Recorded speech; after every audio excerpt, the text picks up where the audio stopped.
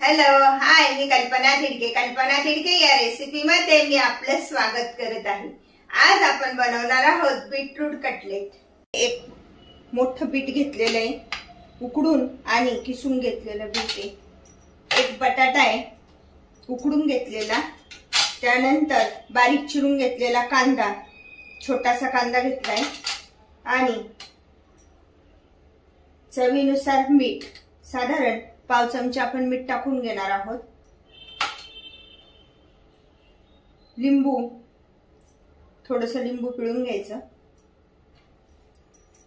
त्यानंतर आपण त्यामध्ये टाकून घेणार आहोत लाल तिखट, जिरे, धने पावडर, ठेचून घेतलेला आलं आणि लसूण। आलं जास्त घ्यायचं, लसूण थोडा कमी प्रमाणात घ्यायचा। आता आपण हे सगळं साहित्य असं एकत्र करून घेऊया।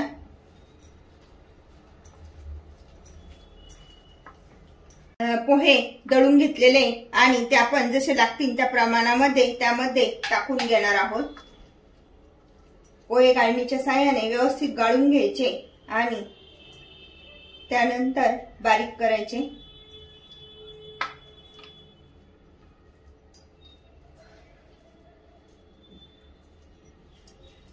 असे कटलेट लहान मुलांना फार आवडतात। साधारण मी 1 वाटी पोहे घेतलेले, तर आपल्याला लागेल त्या प्रमाणामध्ये आपण ते टाकून घेणार आहोत।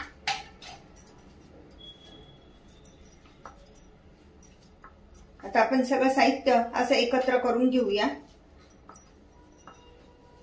आणि 2 मिनिटं आपण हे तसंच ठेवूया। यामध्ये पोहे टाकले त्यामुळे त्यामधलं पाणी शोषलं जातं। मी गॅसवर तवा तापत ठेवत आहे। आता तवा तापेपर्यंत आपण इकडे कटलेटची तयारी करून घेऊया। त्यामध्ये मी दुसऱ्या प्लेटमध्ये थोडासा रवा टाकून घेत आहे। अशा पद्धतीने आपण मीडियम साईजचा रवा घ्यायचा, त्यामध्ये थोडंसं लाल तिखट टाकून घ्यायचे, चवीनुसार मीठ आणि थोडंसं पीठ घेतलंय मी तांदळाचं, आणि थोडंसं पीठ आपण यामध्ये पण टाकू, त्यामुळे आपले हे पीठ कटलेट चांगले कुरकुरीत होतात मस्तपैकी। आता आपण हे सगळं साहित्य असं एकत्र करून घेणार आहोत।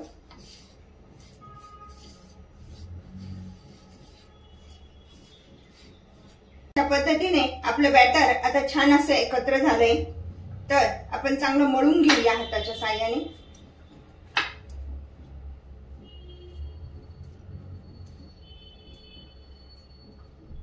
आणि त्याला गोल आकार देऊया, आपल्याला हवा तो आपण आकार देऊ शकतो।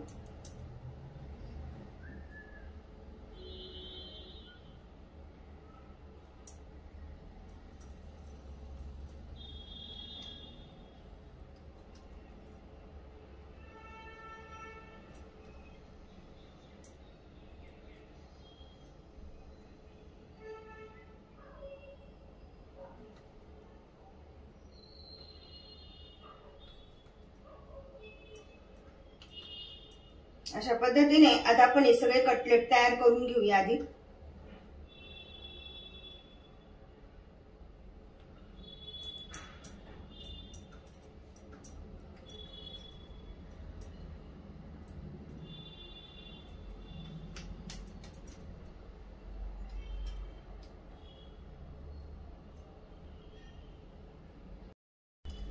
आता मी या भांड्यामध्ये 1 चमचा तांदळाचं पीठ घेतेय।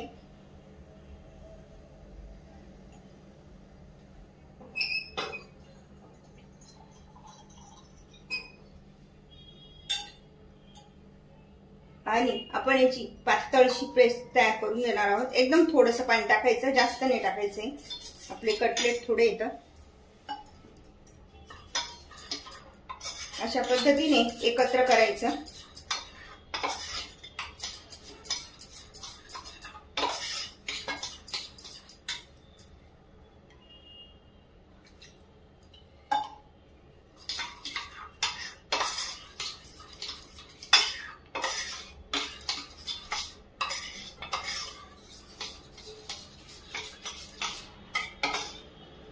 तर यामध्ये आपण ते हे करून घोळून घेणार आहोत।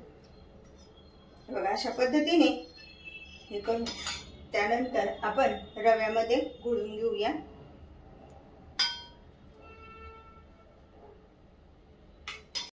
लागेल तसं आपण तेल टाकून घेणार आहोत, थोडंसंच टाकायचं, आपल्याला शालो फ्राय करायची आहे ते।